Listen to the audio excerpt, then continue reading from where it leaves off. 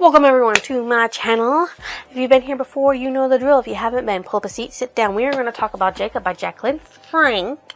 Okay? The Nightwalker series that I've been telling you before, that what Midnight Parade reminded me of, you know, like Feral Warriors. So we've got into the first two books. And of course, Jacqueline Frank's Shadow Dwellers, book 1. Now we're reading book 1 of the Nightwalkers, which I've already read all the series for, and it's really fucking great. So, since time began, there have been Nightwalkers, the races of the night who live in the shadows of the moonlight. Love with humans is absolutely forbidden, and one man makes certain to uphold this ancient law, Jacob the Enforcer. For 700 years, he has resisted temptation, but not tonight. Jacob knows the excuses his people give when the madness overtakes them, and they fall prey to their lust for humans. He has heard everyone and still brought the trespasser to justice. Immune to forbidden desires, uncontrollable hungers, or the curse of the moon, his control is total, until the moment he sees Isabel on a shadowy New York City street. Saving her life wasn't in his plans, nor were the overwhelming feelings she arouses in him. But the moment he holds her in his arms and feels the soft explosion of her body against his, everything changes. Their attraction is undeniable, volatile, and completely against the law. Suddenly, everything Jacob has ever believed is inflamed by the heat of desire. Bring on the night. Okay, so they say on the shadowy New York street, technically she was in her fucking apartment that she shares with her sister when they first meet, but hey, make it more interesting, I guess, instead of on the balcony of a New York City street. So, it begins with you introducing you to the world of Jacob, who's stalking somebody, right? He's stalking young demon Cain, which is his brother. I don't know if it's his physical brother or his adopted brother. I'm not exactly sure, but he loves him. And Cain has fallen to the lust of wanting to fuck a human. But most times when they fuck humans, they can physically maim them and kill them because they're stronger demons than normal, and it's like taboo. Totally and completely taboo for them to fall to that lust. But the full moon's affecting them worse and worse each year, and they don't understand why. The full moon and the new moon, I believe, equinox and Beltane. So, yeah, he reprimands him, gets him to go home, and then, you know,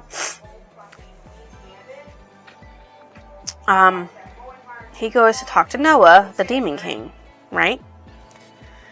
And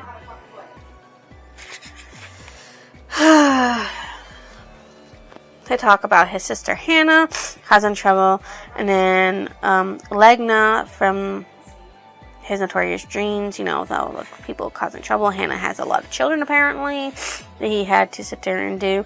And then they talk about Gideon the Ancient, who was the highest among them, who fell to not the bloodlust, but the human lust. And actually, Gideon's the first book I read of this until I found out the Nightwalker series began with Jacob. And then I went and bought Jacob, because, you know, I gotta start from the very fucking beginning. Right? Right. And he's like, yeah, Gideon's still licking his wounds and not come out of his stronghold for these past 8 years. Shoot, fresh. So, someone named Marianne comes along, and she's agitated, and she busts in talking about how something's wrong with her husband's soul. He was summoned by a necromancer, which is something that hasn't happened in centuries. And they're like, oh my god, this is a problem. So Jacob goes out to find a soul. And she's like, oh no, don't do that, he's going to kill him. Because, I mean, like, I have to either get him, or, you know, he's going to bring ruin upon everybody. And then it goes to Isabel, or Bella, and Corinne, her sister, Corinne comes home from a date from a boring guy and says, I think you'd like him. Isabella works in a library and doesn't do a lot of stuff. But the full moon has been reaching out to her, and she can't describe it. Lately, she's been pulled to looking at the full moon because there's just something calling to her, something driving her. She doesn't know what it is, and she doesn't understand it, but it's there. So then Corinne goes to bed, and she goes to stare out the window on the balcony, and then somebody says, you're going to fall out, and she's like, you sound like my sister. And he's like, and then the two of us then that would make two of us who think that you should not be leaning out of a window like that. And he's like, I'll make a note of your concern. Besides, look who's talking. Like, this is dangerous, you know. You shouldn't be here. She's like, I'm stargazing. And he's like, well, did you happen to see anything unusual around here? And she goes, the unusual is usual these days. Then she's like, he's like, sorry to bother you. And she's like, no, wait. And then she sticks herself out further and fucking falls out a goddamn window. Several stories down. But guess what? Jacob catches her in his arms. And he's like, it's alright, I caught you. And she's like, holy crap, how did you do that? And he's like, well, you know, I'm strong. And then she's like, thank you, Mr. Jacob, for saving me. And then she's like, I need to go. And then she just turns in a direction and just stares. And he finally picks up on it. The malevolence, the terror, sells terror. And she's like, we better get off the street. She's like, because it's not safe. Just do what I say. Whatever. Just get off the street. And look, there's just some places I'm going. And it's like, someone, oh gods, can't you smell it? And then the scent of burning flesh reaches him. And he's perplexed. But she wasn't, but somebody was, you know, so where? And she's close inside of me. He's like, don't listen to me. It's in the air, but not within. Where? And then she whirls out of his hold and begins to run, coughing and choking, to a warehouse that's been abandoned. And then goes into him. And he's just like, are you listening to me, Belle? There's no smoke here. Stop. So then she's like, okay, draws a clean breath of air, out of sight. And then Jacob and Soul start getting into a fight with a blue glowy guy, which is a necromancer. I'm pretty sure he killed a necromancer, but, yeah. Jacob gets smashed into the ground, and then she sees him. Soul, which was a bipedal reptilian human with, green glowing fierce eyes, a misshapen head, enormous ears, web-like, and fins around the ears, had fangs and very big wings, and it went after attack her to, you know,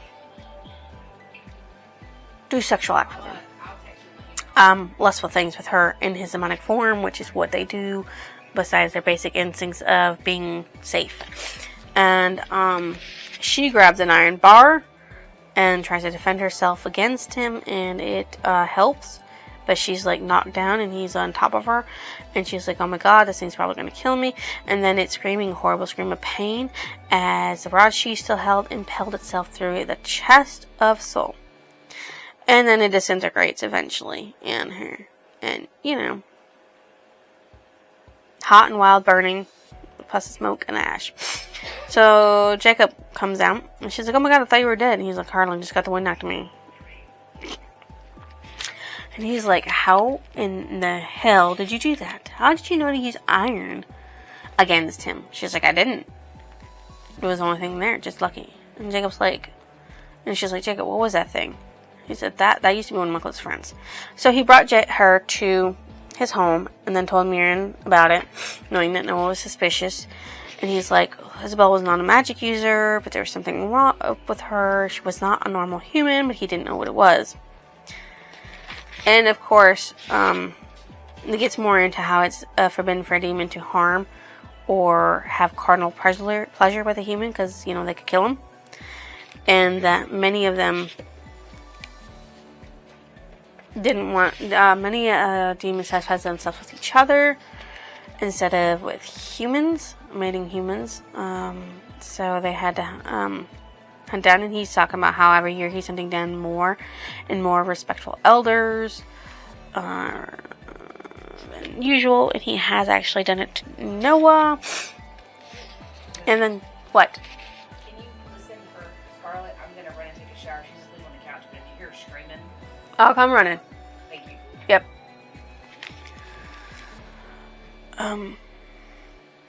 Also talks about how milk is alcohol to them.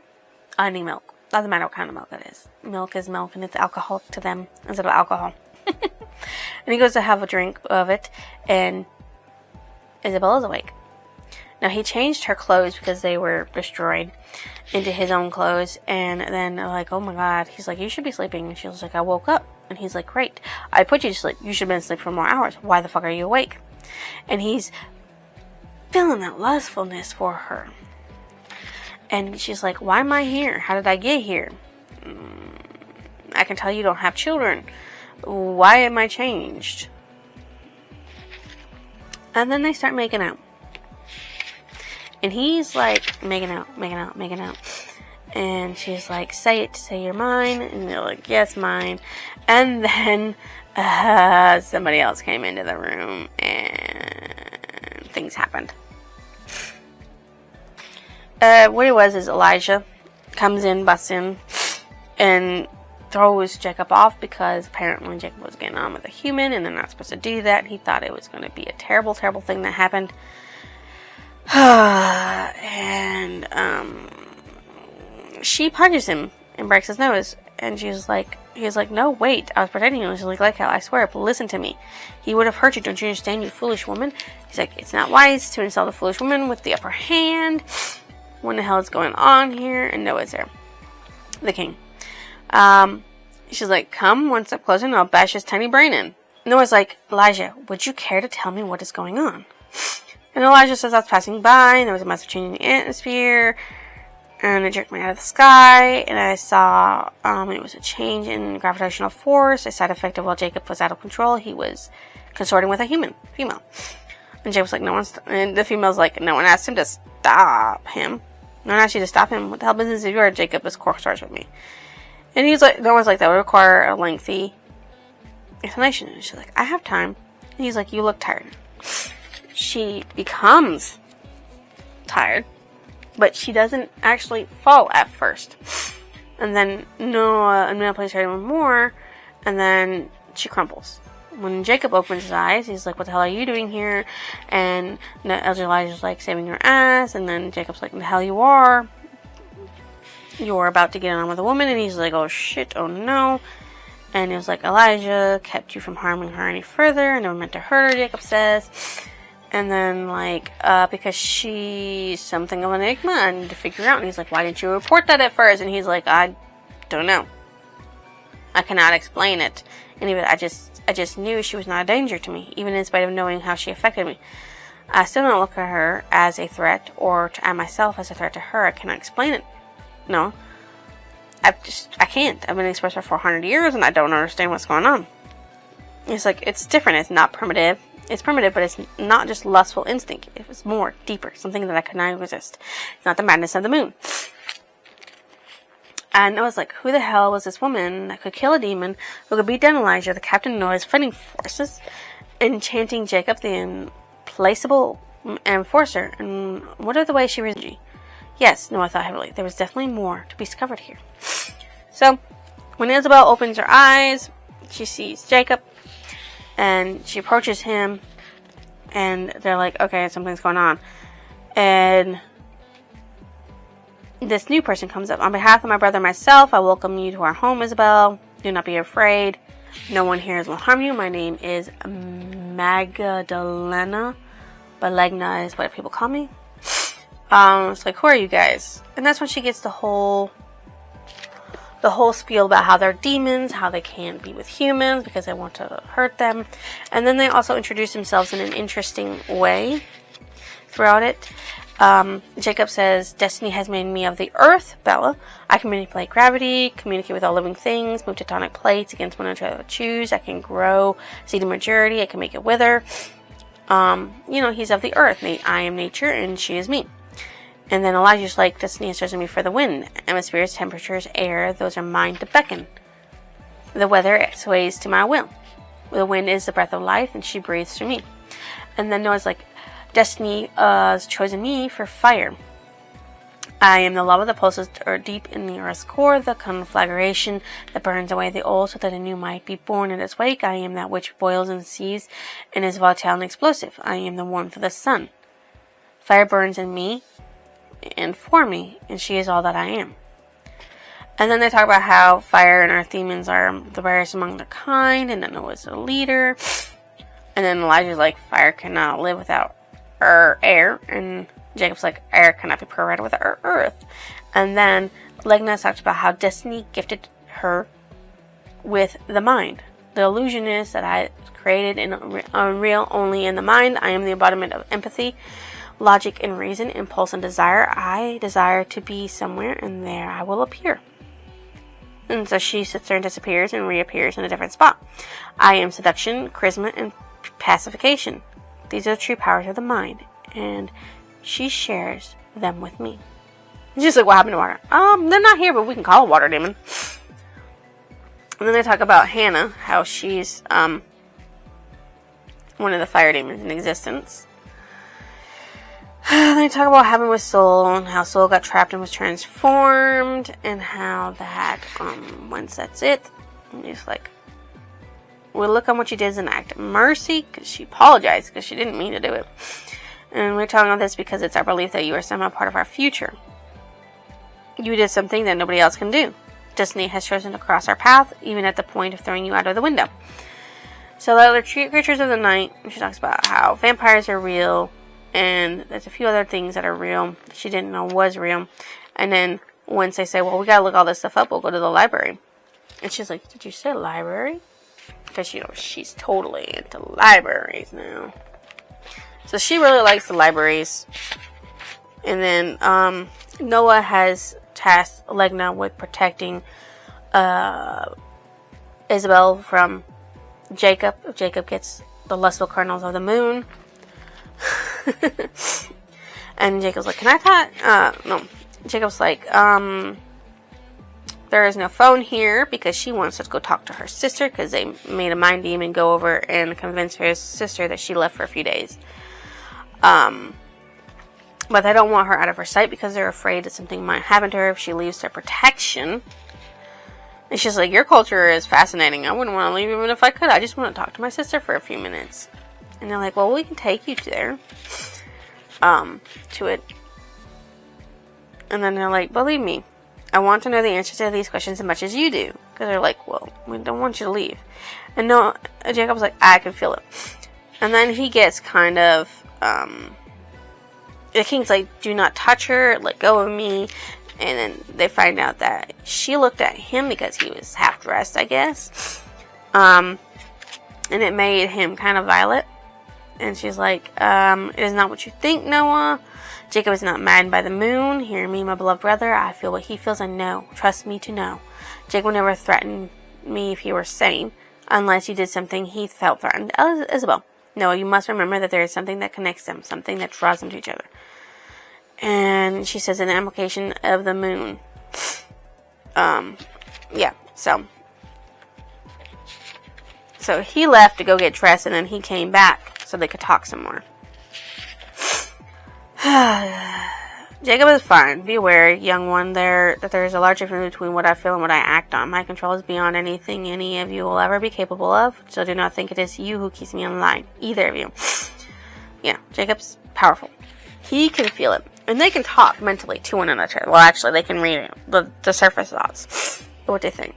So, Legna's going to show her to a payphone. But they're talking about how sleep is something that they feel compelled to do during the daylight hours because it weakens them.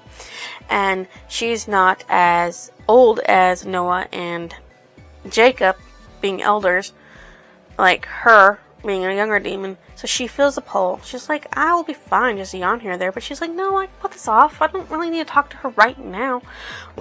She's like, I'll go back into my books. Come get me when you wake up so we can go to the phone. So that's where we're at. They also get Smexy again. And he pushes his thoughts. His thoughts go through her, dark and primitive. I am Jacob the Enforcer, demon of the dominant earth. I am every blade of grass, every song of life that is sung on the planet. I am what has been from the beginning of all time, both known and unknown. I am every predator, and like them, I make it known that this female is mine by leaving my mark upon her. My scent will bleed into hers, just as hers already becomes a part of mine. She will smell my body of my essence, and will also mark her as mine. So, he bit her. Pretty sure. Yeah. He bit her to mark her as his mate. Which I think is something that he should have talked to his talking about before doing, while they're, in the middle of Mix. And even though I don't want to stop, I've got other things I have to do today to continue what I need to do. So we had to stop at this Mix. So we'll get into this Mix when we get back to it. And I will update you guys when I have read more, which probably won't be until tomorrow. I've gone further in the book. I've only got 2 more sessions of reading to do. So, yay for that. I might actually maybe I'll do it all in one day. I have all the time in the world for the next week. I guess 8 food too. And now there's something in my teeth. Ugh. When you get that feeling there's something in your mouth or tooth stuck in between them, and it just feels weird, and your tongue can't get it out. Yeah. It annoys me. Just a little. Anyways, so we were a part where he was marking her, but he didn't finish. He didn't break her virginity, because she's actually a virgin, because he felt that he shouldn't. Obviously, he's an enforcer, and humans and demons don't mate, obviously. So he's like, I'm sorry, I can't do it, and pulls away. And it frustrates her because it was his laws that was preventing him from being with her. And then she picks up a book in the library and she reads it. The title, what she couldn't read before. And she finds out that, hey, she can now read titles. So she starts looking up fucking information. So, while Jacob's pacing in Noah's office about what happened, Ezekiel, who is Noah's servant, says, I'm sorry, but they would not let me announce them. They just pushed past. And it was a couple of the elders of the Great Council. So you have Ruth and you have Simon. And they want to know what's going on, because apparently they have not been told anything. And so rumors are confirmed. Saul was summoned. Saul was lost.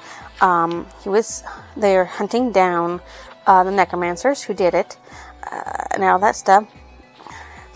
And as they're discussing things, Isabel comes in with scrolls, and they wig out because there's a human. They have scrolls, and just like they're like, oh my god, I did not sense her presence. Neither did I.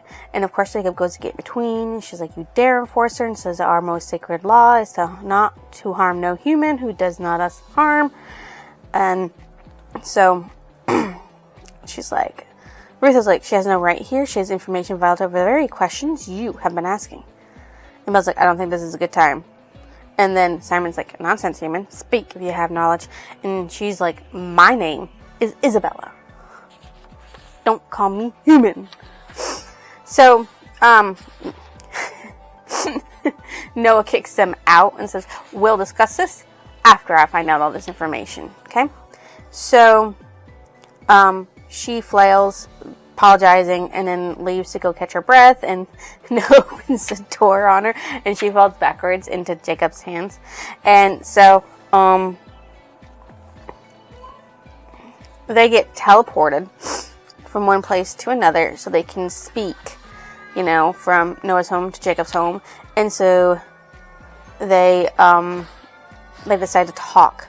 Alright, so she's read some of their lore, and it says that she found an original scroll called the Scroll of Destruction.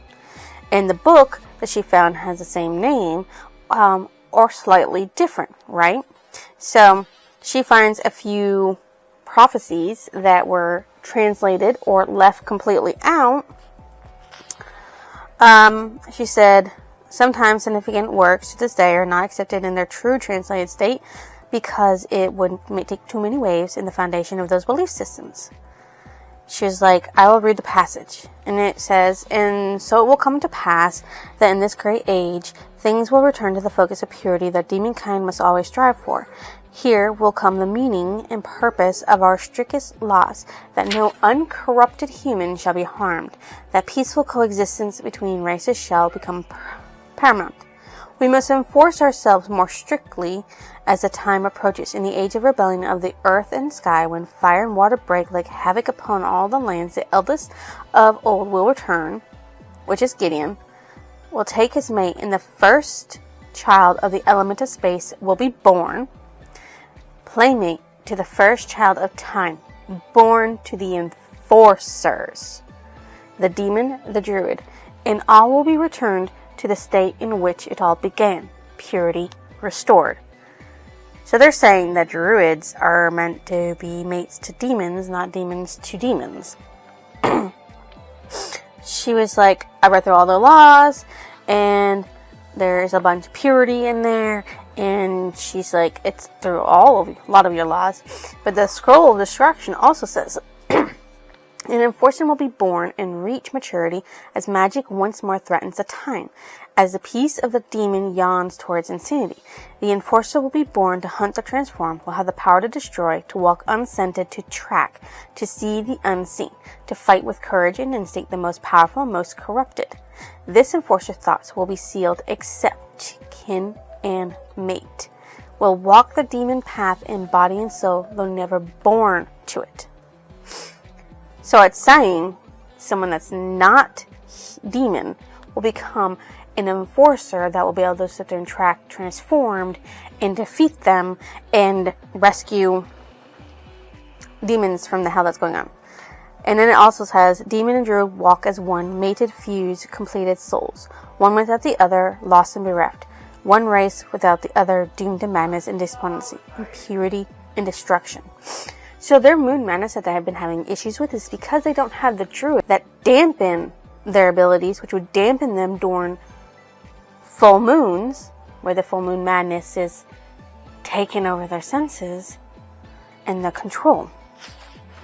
Now, Isabel doesn't put it together yet, but obviously we know what it is. But Jacob and Noah are like, well, our races are doomed. We killed the druids a long time ago because the druid king killed the demon king, and so we wiped out the druids. But she's like, it hasn't happened yet. It's happening now. So that's what they're putting together. And Jacob puts it together even more. Bella, there has never been two enforcers at once. There has only been one, never two. It is not me this is talking about, nor some unknown druid of the distant future. It is you, Noah. It's her. So she's going to be the human enforcer, because in the thing, the enforcer will be born to hunt the transformed and will have the power to destroy. She hunted down Soul and killed Soul, to track, to see the unseen, to fight with courage and instinct, the most powerful, most corrupted, and to walk unscented.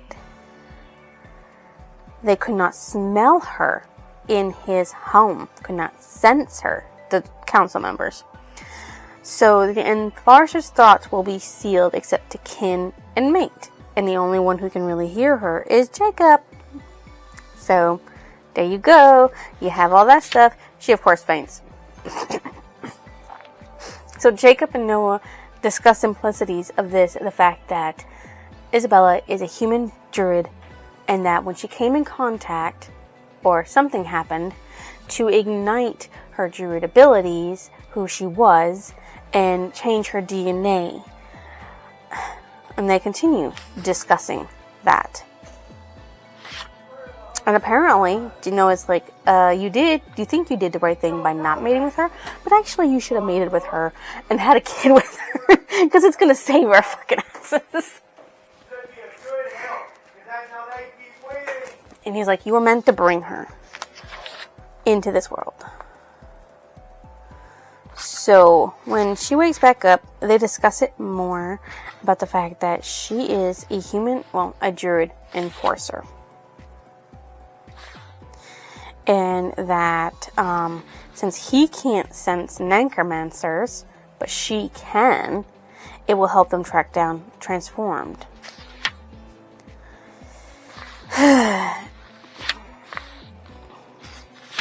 Of course, she can fight like a demon and hold her own like a demon. So then they sit there and seal the deal and mate completely, have their other stuff. Yep, this is all them flirting and talking about sealing themselves together. There's a lot of stuff there. But when they wake up, at first she doesn't sense anything, but then, Jacob's sleeping. She wakes Jacob up very not so nicely and says, "Get off me." And he realizes that she senses something. And then, out of the way, she whirls around, but she was too late. The intruder in their room struck Jacob across the head with an iron something or another and knocked him the fuck out, making him bleed profusely from his head. And then the intruder sits there and gets on top of her, wrestling her with a knife and everything. And of course he's like, "Feel that, demon whore. It's made of iron, the blade. I assure you, it has all the spells necessary to cut your head from your shoulders." Well, she's not a demon, she's a druid for one, and for two, she's also got human in her, so she's gonna cut her head off quite easily. So she pretends like it hurts, even though it don't, and then, he's asking for Jacob's name, so she pretends to say James Bond, and then slams her head back into his, and then knees him in the balls, and then swings her foot out and kicks him in the head, knocking him unconscious. When she checks up on Jacob, and when she realizes that Jacob's still bleeding profusely, she calls for Legna to come. And Legna, who is sitting with Noah, playing chess, hears it, and she says, "Isabella," she's terrified. Something terrible happened to Jacob. She needs it. So when they materialize in the middle of the room, Noah's like, "Legna, you need to call Elijah and then Gideon. Because Gideon's the best medic we have, and he needs to come. And I don't care, he will come. Obey me." So Elijah gets called, and he comes and he takes the necromancer, that's still knocked out, away. And then Gideon comes in, and his first thing is a human. And then he's like, she's rather irreverent for a druid, because she gets on to him like, "Oh, for Christ's sake, yes, I'm a human, now help him." It's like, I'm about to kick him in the ass if he doesn't do his job. And Noah's like, "She's a druid? How can you tell?" "Quite easily, I assure you," says Gideon.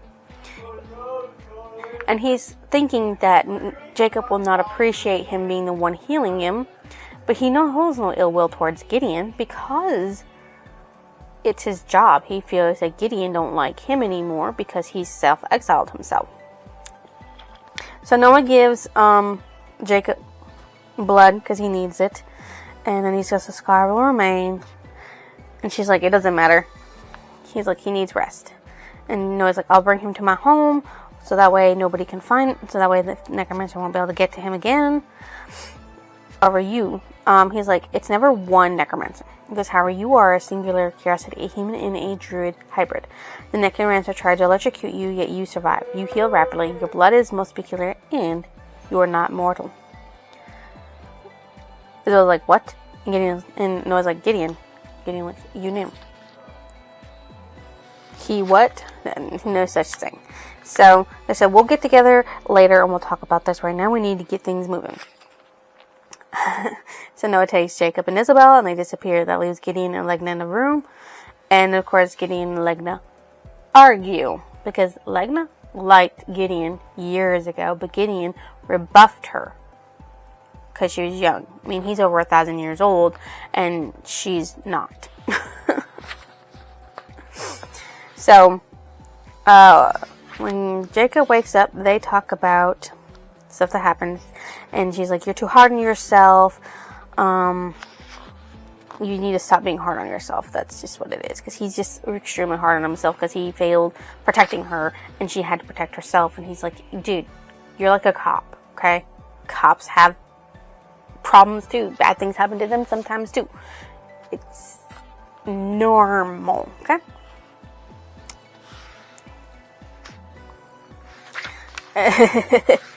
And then they have some more smexy time, and Noah's thinking as he feels a mini earthquake. He goes, the enforcer, the unloved, and the undesirable no longer existed. And he's like, amen. Because 400 years, that's what Jacob was. He was unloved and undesirable because he was the enforcer. But no, he has someone who wants him, Isabella. So, when Jacob leaves her, he goes to talk to the necromancer, and the necromancer boasts about the fact that he's seen vampires be conflagrated in the sun, he's seen a werewolf implode from a shot of a silver bullet, and he's seen the demons slavering and drooling entombed in a simple pentagram marked on the floor. This human makeup you wear starts to dissolve very rapidly after you are summoned. And he's like, what do you know? I'm 600 years old, necromancer. And of course, necromancer doesn't seem to be really all that afraid. But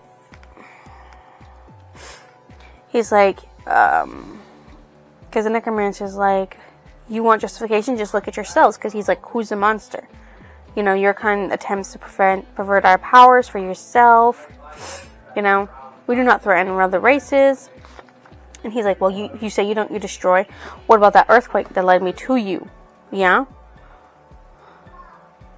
And what about all the people that have died from the storms, the plagues, the tsunamis, the earthquake, the wildfires, the property damage that you rack up? How many injuries? How many deaths? So he's like, Jacob's like, this is so like a human to pass judgment on people who just because they are different, you cannot take the time to understand them. And he also says, from this time forward, you will no longer feel safe. You think we are so easy to track. Your stench carries for miles. So he's also saying, like, we can find you just like you can find us. And the necromancer's like, you think that a minute more and that soft-necked mate of yours wouldn't have been screaming your name, would have been screaming. And then Jacob's like, she does not know my name for that purpose. We never tell our mates our real names. Specifically for this purpose. And he's like, mark me, magic user. I will leave you a pathetic carcass chained to this wall on the next breath you take, and everyone after that is yours only because I decide you should have it. Remember that the next time you think to speak of my woman. And then he leaves. Isabella woke up, and Gideon's there. He's been watching her sleep. He's like, I'm a demon of the body, and I can go anywhere I choose. I have this ability to astrally project in my body, so my soul and my body are in two different places, but I can see, touch, hear, smell, taste, anything I want in this form. And she's like, that doesn't explain why you're here. I need to meet with you. So he wanted to talk to her about why she's a good thing and also a bad thing. So he explains what happened to why the war happened between the demon and the druids. The dampening ability of the druids dampens their full moon madness, but it also dampens their powers, which is how the druid got the demon king. And it's like a two-tone thing. So in order to wipe out the druids, what they did, which was a very terrible fucking thing, especially if they're already imprinted mates, they sat there and they separated them, because being separated from the demon kills off the druid, because the druid uses the demon as a battery charger, so to speak. How they get their energy and everything. So they're immortal, they're long-lived, of course they can die, but they're also dependent once they are imprinted on their mate to survive, and that's how they killed off a lot of, well, demons and druids, because a lot of demons killed themselves after their mates were killed, because it's like soul rendering what you're doing. And he says, it wasn't a kind thing we did. And we should have never done it in the first place, but we were afraid. And so he's like, that's the side of the coin. You'll be here to help us survive, but you're also a threat to us in a way. And he explains how she is a demon, she's a human druid. And yeah. There's something else. Their telepathy power that they have between each other. She's not an empath, but she is a dampener. But she's also got premonition. That's the thing. She has premonition of the future, but she can only sense it right now. Like when she felt the smoke, the fire, when Seol was burning, and like when she tasted blood in her mouth, it was actually Jacob's blood from what happened, because she felt the tension that was going to happen a few minutes later. So she's got to train that to get better at it. So, yeah. And then he sits there and says, Gideon's like, I recently discovered that Lucas the Elder is missing. And Lucas is an Elder of the Mind. So he can transport them wherever the fuck they want. Of course, they have to force him to do it because, they've got him entrapped. So they can find the demons anytime they want to, as long as they have Lucas, which is terrible. So that means more demons have gone missing than what Jacob knew, that have been transformed and tortured and killed, obviously. Druids and demons were meant to have a symbiotic relationship. A druid needs a demon to bring its power to life. A demon needs a druid to dampen its power because of the moon madness, which will save them from, drowning in the moon madness for that.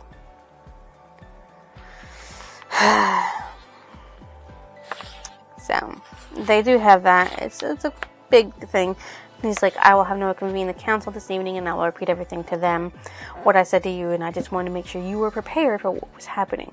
Of course, throughout this conversation, Gideon and Isabel have, Jacob did arrive in the middle of it to speak with them as well, to find out all this information too, before Noah found out. So, when, Gideon leaves, Jacob, of course, feels terrible because that means that he could have possibly, had a bunch of druids dying when he separated demons from the druids that they were attracted to, the humans they were attracted to, and he wouldn't even know they were druids, so he could have been doing a lot of damage that he didn't even know he was doing. And that upsets him, and she's like, you were just doing what you were supposed to be doing. You were following the law. How are you to know that druids had children with humans, and that more druids do still exist, and that they're needed? Your additions and stuff left this out, that you and druids were coexisting together as one. You weren't to know. The information was wiped away probably about 1,000 years ago after the Druid and Demon War. And Gideon, being the oldest one left, obviously is the only one that remembers that shit. So it's like, how are you to know? Gideon held it all inside of him, and he should have said something. When he realized that when the moon madness got to him, he should have said something then. Because then they would have been able to hunt for these druids sooner to save them fucking selves from dying out.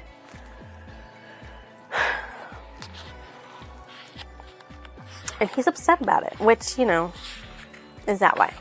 And so after Gideon tells everybody, Karis Jacob is there with Isabella and Noah and Ruth and Simon and a bunch of other council members that they learned about this. And, the laws that have governed the storage will remain in place until they can revise them. Of course, which is for their safety and for the human safety, because they don't want the demons going out and just going after any human. And Elijah's like, yep, I will lead my warriors to Jacob without notice. So he's like, also, we have to address the druid, Isabella. He's like, I want everybody in this person to know that it is the duty for every person in this room to see to that Isabella's safety and security amongst our race is paramount. She has brought salvation to us. We must recognize that and afford her the respect her actions on our behalf have garnered. Without her, we would have never known, and we would have been doomed race to die. He says the prophet has mapped out our future, and he desires us to see that she fulfills it in good health and spirits. The role of an enforcer will change for all time. Isabella will start training as an enforcer immediately. And Ruth is like, so young, what can she possibly? I do not recall opening the subject for matter, Ruth. Says this is a momentous day in the history of our race. This day will return right the wrongs we have committed to rights, Isabella will be the first to join our brethren, but she'll not be the last, and give the gifts we have been given. At last we have the solution to a peaceful existence. Jacob and Isabel will be the gateway leading us to the future.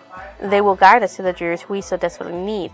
Jacob's blessing has unlocked the future for us all. So the king has just made a statement that would change the way the enforcer was viewed for all time, which is a good thing, because he needs to be viewed in a better light than what he was, because they disdained and hated him for everything that he was doing. But now he's leading the people into the correct path as enforcers, not just an enforcer anymore. So then it goes to her and Elijah training. Of course, Super Druid wins, yay, because she's really good at what she does. And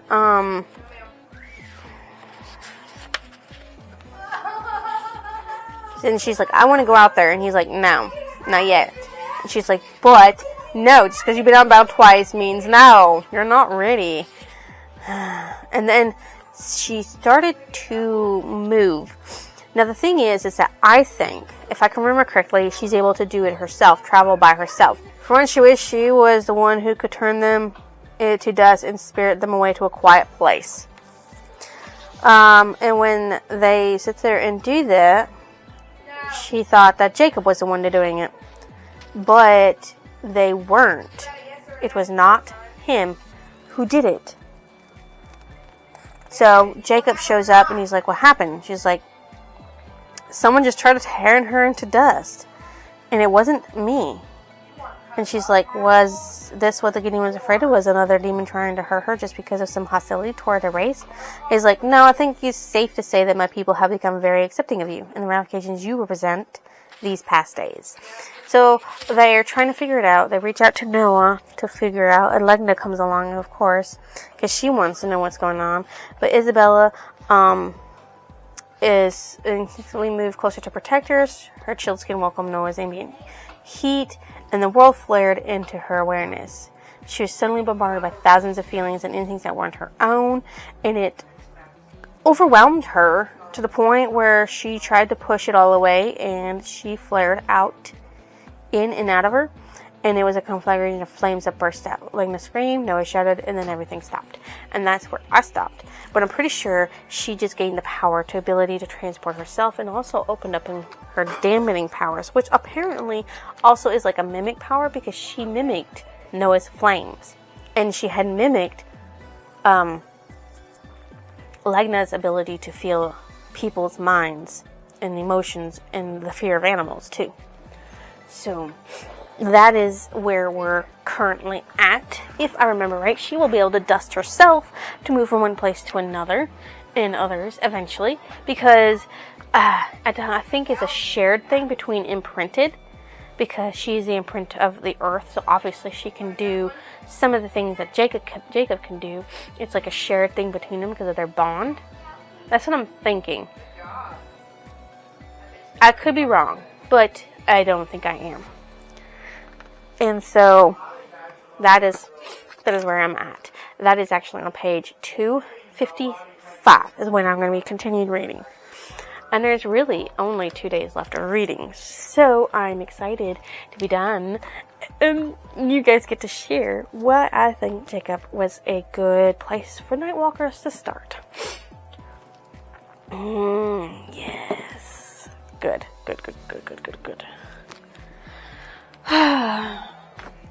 And if you made it this far, well, thanks. Thanks for being here. Thanks for hanging around, sticking around, listening to me blab and blather. I know I'm not done blathering and blathering some more. But I wanted to sit there and say, what did I want to say? I don't know. I just feel like I don't talk to you enough about personal things, about me and my life. I have the next week off. This week of November for the holiday for Thanksgiving because I took it off. Technically, if I hadn't, if I'd been to work today because it's Sunday and then make it to have 3 days off, Wednesday, Thursday, and Friday, they'd have to work Sunday, Monday, and Tuesday, and I'd be able to have those 3 days off, or they'd have to come back in and work a day, which I'm glad I took the whole week off so I don't have to worry about that. Tomorrow, I'm going to go shopping. I need to get me some more pants. I need to get me some more undergarments. And I need to go purchase me the couple of books that I need to continue my collection of series, because I do need to purchase The Queen of Nothing, because I'm pretty sure I'm going to like The Wicked King, because I like The Crow Prince by Holly Black. Then there's also, of course, Onyx Storm, which definitely I'm going to like because I love Fourth Wing, and I am loving Iron Flame right now from Rebecca Yarros. There's also Siege and Storm by Lee Bardugo for the Shadow and Bone series, because I want to continue that one as well. And, of course, The Twisted Tale. I want to get the next book in The Twisted Tale, which is A Once Upon a Dream, that is also by Liz Brushwall. Also taking my niece to get a bird. And we're going to cross our fingers and hope this bird lasts longer than the last two. Granted, the first time the bird died most likely of calcium deficiency, and the second time, well, her bird got out of her room. Nobody realized it, and my cat bit into it. And because of that, the bird died. I mean, I didn't know the bird was out of the room. She didn't know the bird was out of the room. Nobody knew until my bird bit into it. And there's nothing really you can do about stuff like that. Cats hunt birds. I mean, I don't know what more you want from me. I have a cat. We have a dog. Bird in the mix. I gotta ask them what I can do to make sure the cat doesn't go after the bird again. Maybe they'll have some knowledge that will stop a cat from attacking a bird. I don't fucking know. I really don't. And I don't know why she's insisting on getting a bird while she's still living with a cat, knowing that cats kill birds. It's a little irritating, but we're gonna have to deal with it and live with it for another 2.5 years. And then we're gonna have the place to ourselves, and we'll have as many cats as we want, which technically I really only want 2. Because then my cat will have a friend. And we'll love a friend and all that stuff, because cats need friends. I don't know if you know this, but cats need friends, okay? My cat needs a friend. He hasn't had a friend in 7 years. 8 years? He needs a friend. Okay. I don't know where he is right now. I am so bright, guys. I am so bright, as you can see. I have a window that's reflecting light. So there's like a shed outside my window, and the sun reflects off from it, and it makes it work in my room going this way. But I just wanted to say, I finished Jacob by Jekyll and Frank, and I read the last 2 things I was supposed to read. So I'm ahead of schedule on my reading. Yay! Not really, because I still have a lot of Iron Flame to read. This actually speeds up like at the very last couple of pages and stuff. So, it happens. So Jacob and Elijah, who were out doing some scouting, went back when they heard the explosion that Isabella created, and that's when they found out Isabella's power came on very quickly, very fast and explosion-y. No, it doesn't blame Isabella for what happened, and nor does Legna, because they're all like, hey, we've done some terrible shit too when our powers came in. But Noah's like, I'm kind of a little terrified of her now. So don't blame me for that, right? And I just need to hold you back so far. Look at you. I don't want to hold you. This is what we're going to do. You're going to see the other side of my room. I'm going to get a little brighter. But I will be... There we go. Look, the other side of my room. Ignore the shit down here. It's my mess of stuff that needs to go someplace. So, yeah. Gideon heals them all, because, that's what Gideon does. And there's also someone named Samson that he heals. To make her feel better, Jacob talks about, what, oh, never mind, you can't really see my face. Never mind. I'm a little too bright.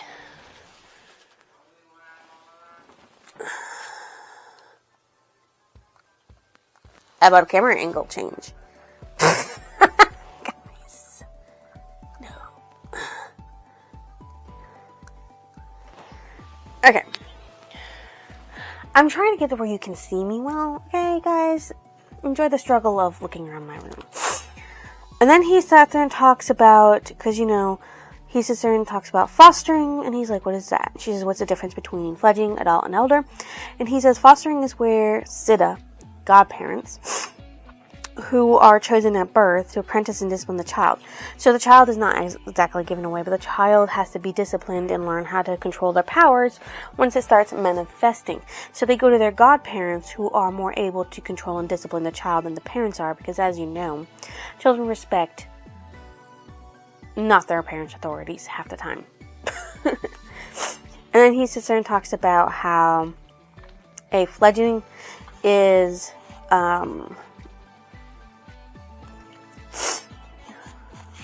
hold up. That's all about the fostering. Okay. So fledglings are puberty to 100 years old.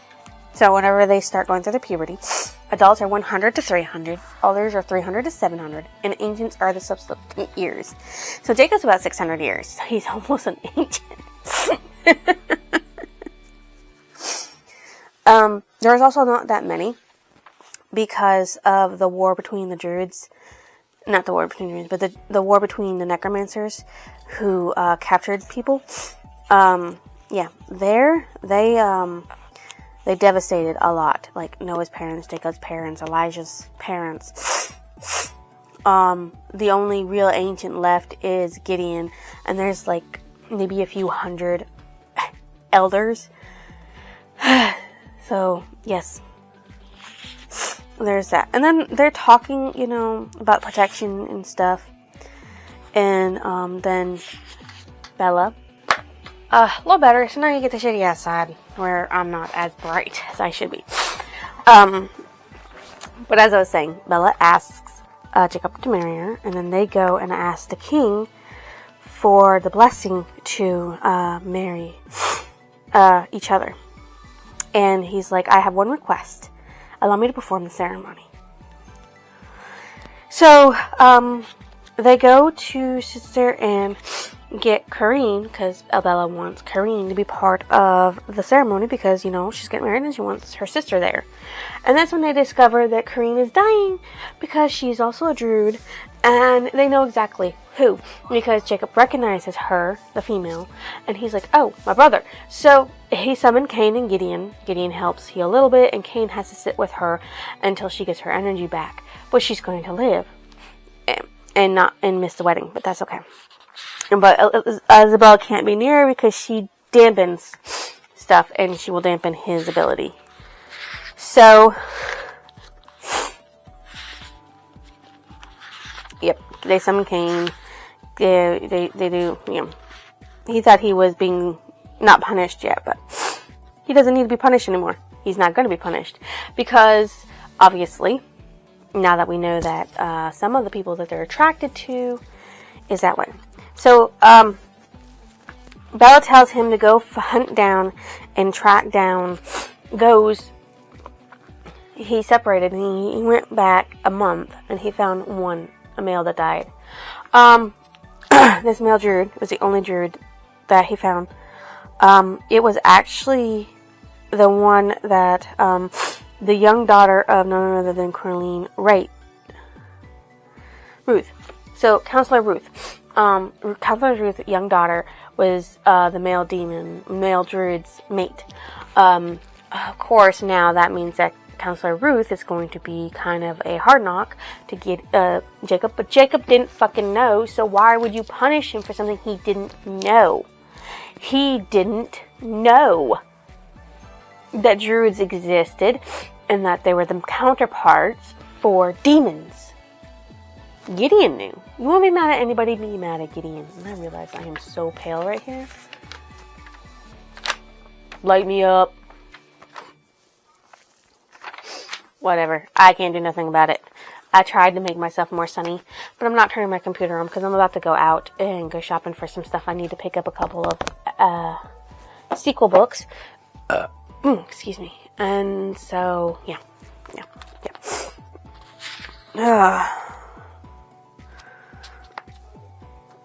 It's unfortunate that, he died. I can't do nothing about it.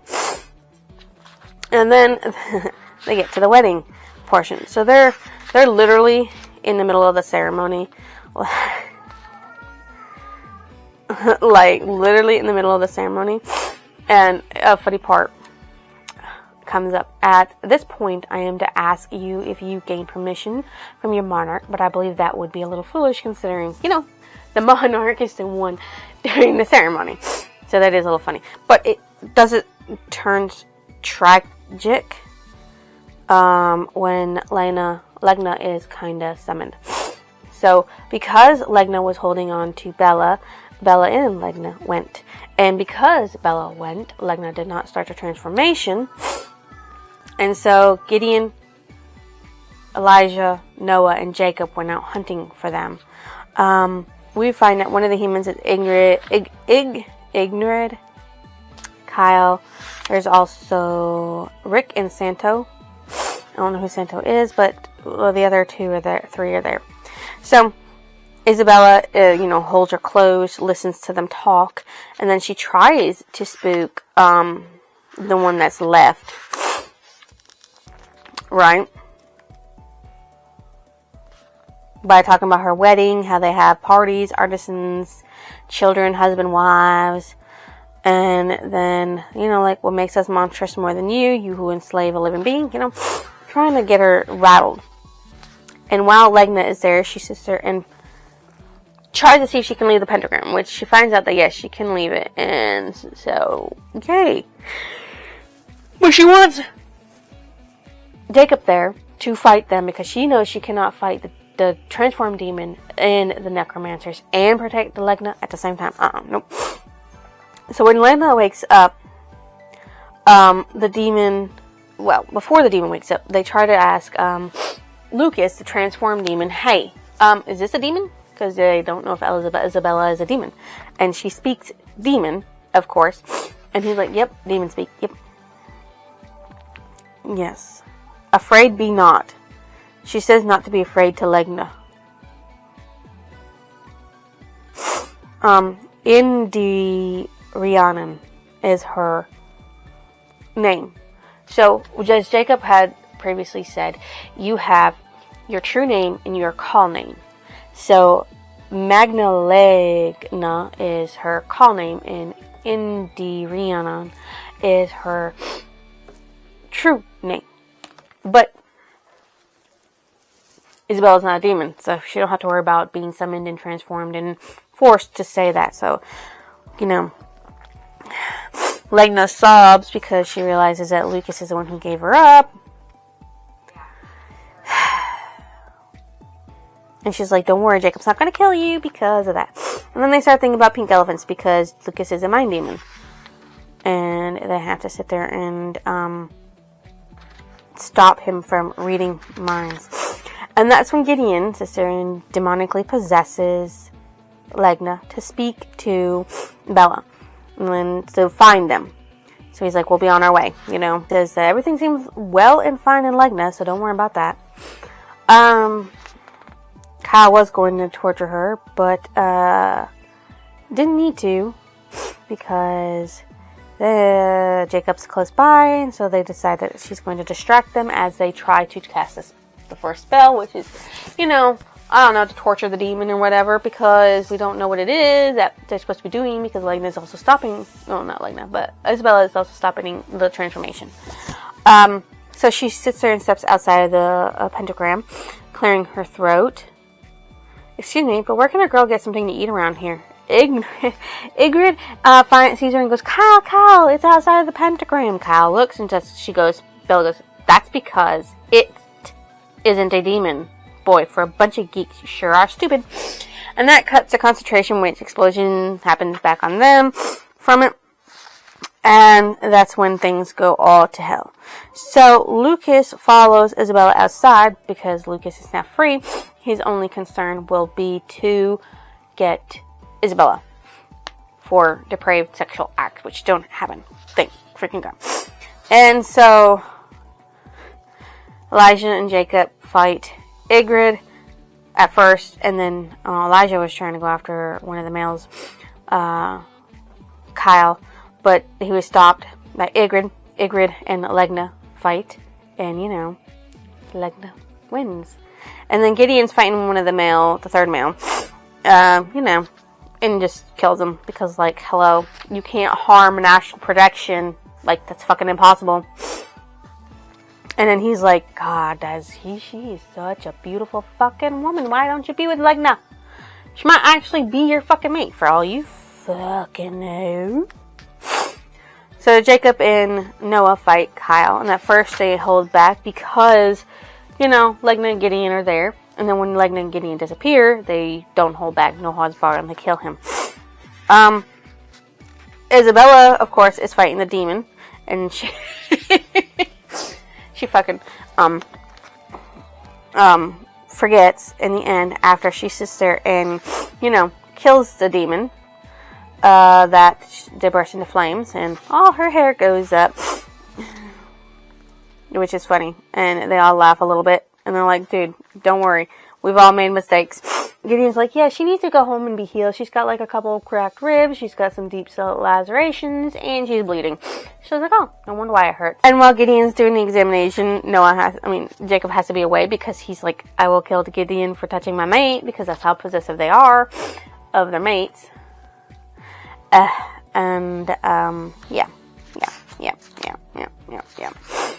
So, when Isabel finds Jacob sitting on an altar, he's like, you must be tired. She goes, yeah.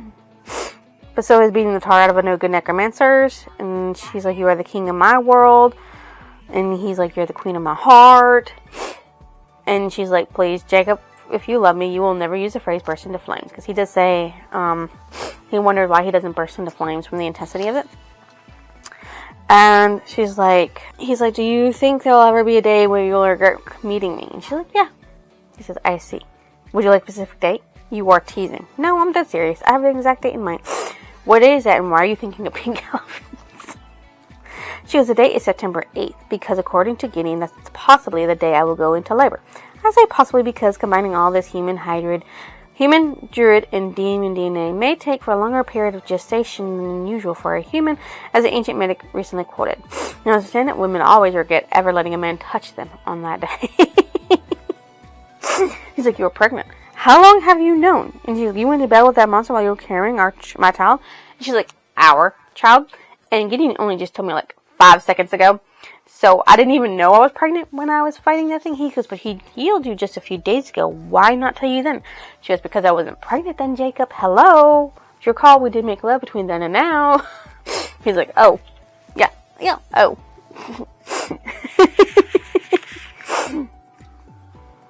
And he's like, she's like, it's a baby. I told him I didn't want to know what it is. And then don't you dare find out, because the minute you do, I'll know. And if you spoil the surprise, I'll murder you. And he's just like, damn. She kills a couple of demons and suddenly thinks she can order all of us around. And then she's like, how did I get so lucky? He goes, well, as I recall, you had the bad luck to fall out of a window.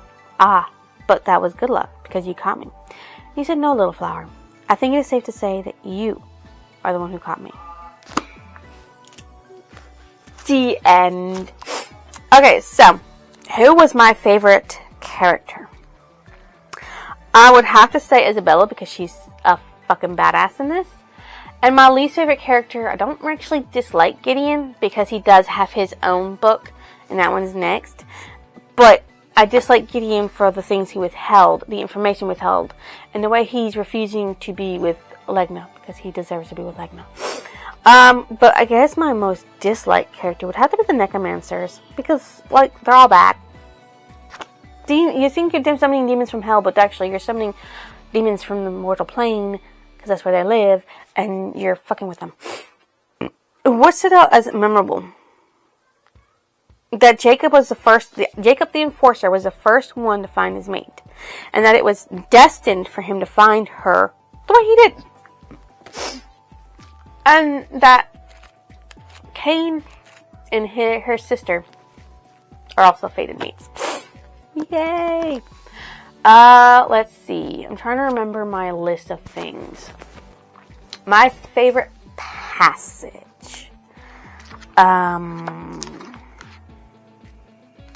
I would have to say, if I could find it somewhere in here. I know I have it tabbed, so I just have to find the correct tab. I'm going to go from here. So now, listening to Jacob laugh in a way he could not recall having heard before, he felt a calm settle over him. Destiny, as was her wont, had been satisfied. The Enforcer, the unloved, the undesirable, no longer existed. That would have to be my favorite passage, because it shows how much Noah worried about Jacob being the Enforcer and not having anybody to love on him after his parents died, you know? I mean, yes, his brother loves him, but he had nothing when he became Enforcer after his brother, Adam, disappeared. And Adam does have his own book, too, so he'll come back. I'm not going to tell you how or anything, but yeah.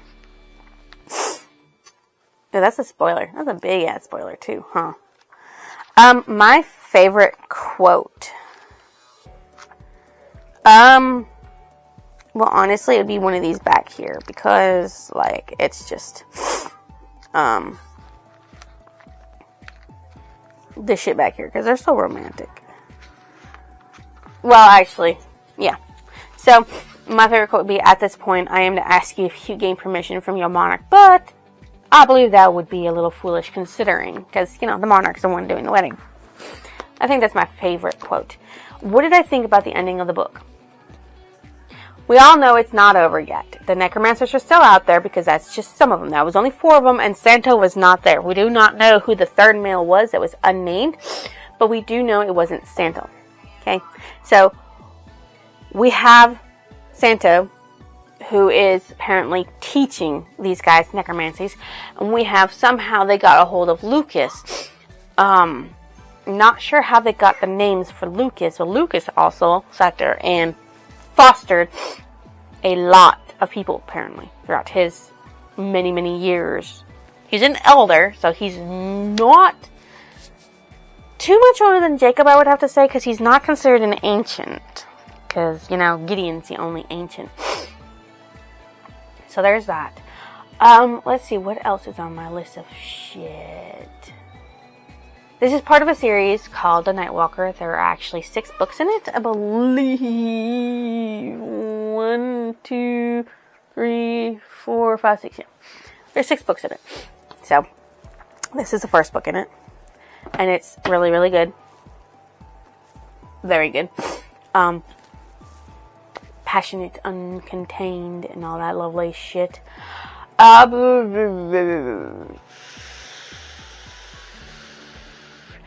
don't remember what else I wanted to say. Oh, what book does it remind me of? Well, technically, since this is the first series I've ever read type like this, I would say itself, but I have to say that it is like the Midnight Breed series, the Feral Warrior series, the Midnight Breed series by Laura Adrian, the Feral Warrior series by Pamela Palmer, and then there's, of course, Jekyll Frank's other series, the Shadow Dwellers, which are all similar in style to what this is. So there's that. And now I write this at 4. Okay, that's what this is. And I need to write that down. 4 stars. So I don't forget, okay? So that's what that is. In the next blog, we'll of course be talking about the 9th Talisman, Loris Watts Evans, second book in the Annals of the Chosen, as well as continuing, of course, Iron Flame. Yay!